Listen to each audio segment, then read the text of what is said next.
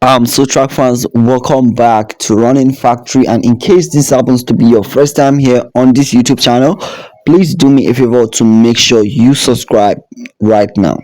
Now let me take you back to what happened in the Diamond League final in Oregon. You all know what happened, track fans. Elaine Thomson Herah came third, denying Sha'carri Richardson the third position.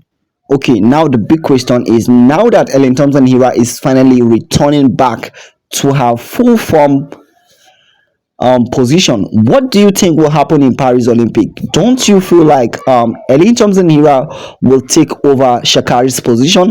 Like she will kind of be a spoiler for Sha'carri Richardson for her to do what she did again? I'm having a feeling like, okay, the Jamaicans are still going to get the 1, 2, 3 gold, silver, and bronze in Paris Olympic, like they did in Oregon World Athletic 2022. All I'm trying to say in this video is these Jamaicans, they are ready.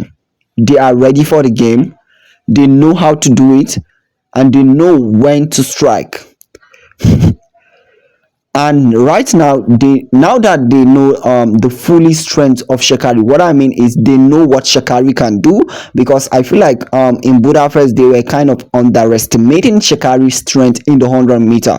They were like, oh, maybe she's not going to win it, maybe she's not up to the task. But right now, I'm sure these Jamaican ladies, Elaine, Shelly, and Shericka, they definitely know what Sha'carri Richardson can do. They know her strength. They know that if we let her, if we play, she's going to win it. And that is why both Shelly, Elaine, and Shericka are no longer playing. If you check their Instagram account, all you see is them training day after day.